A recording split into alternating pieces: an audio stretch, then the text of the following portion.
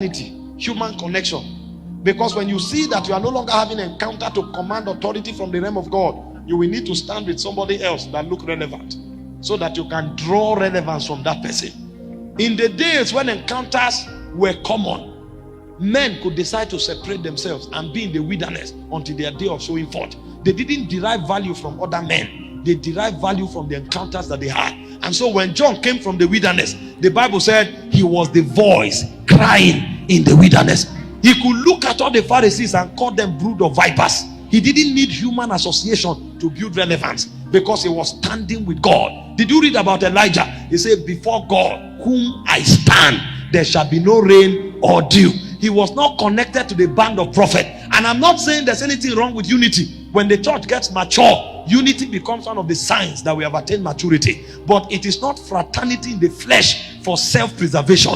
It is a corporate existence for kingdom authority. Are we together? Encounters, when they are withdrawn, ministers become inaccurate. Because only by encounter can you see the perspective of God. If I ask you today, when was the last time you had an encounter? You'll be shocked. This is why you are now affording to drift into error. This is why strange doctrines are beginning to make sense to you. Because the doctrine are based on human perception, not based on kingdom alignment. That's why you can hear something that is not consistent with God's nature and you cannot discern it. Because it's been long you encountered God. And so the realm of God has become alien to you. Anything that looks reasonable, you will accept it. Because encounters are dry. Encounters are gone. When encounters are gone, men lose their stand with God. I spoke to you about Saul yesterday. He was killing the church, plundering the church. In Acts chapter 9 verse 4 and 5, as he was going to Damascus, Jesus appeared to him.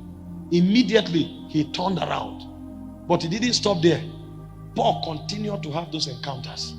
He said, the gospel that I preach, he said, I was not taught of any man. While he was in Arabia, Christ appeared to him. He said, God himself taught him that gospel.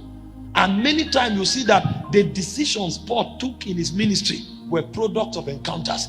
At one point, the Bible said he wanted to go to Bithynia to preach the gospel. Is it okay to preach the gospel? Is it okay to go to all the ends of the earth? Yes. But God didn't send you to everywhere.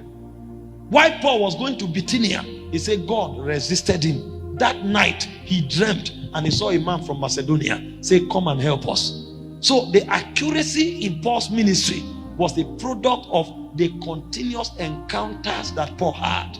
The reason ministers drift into error is because they lose encounters. So they substitute stories for encounters.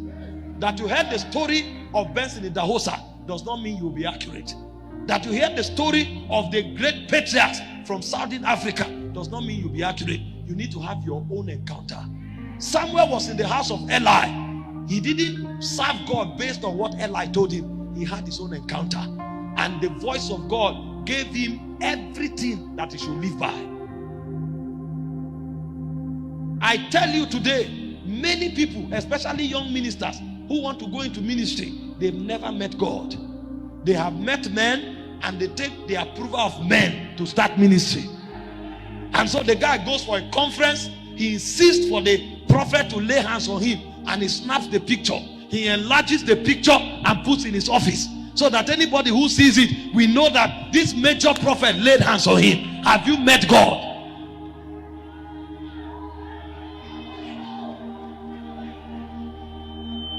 They can lay hands on you in a stadium. It doesn't mean you are sent.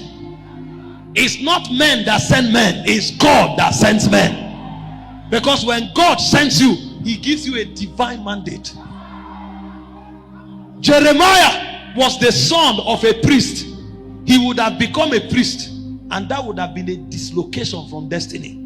It was encounter that revealed to him that although your father is a priest, you are not a priest, you are a prophet. And he was not just called a prophet. The kind of prophet he was told him. You are not a prophet after the order of Moses. You are not a prophet after the order of Samuel. You are a prophet that you uproot and plant. Specificity was granted on the mountain of encounters. Because there are no encounters, that's why you have competitions. Because this guy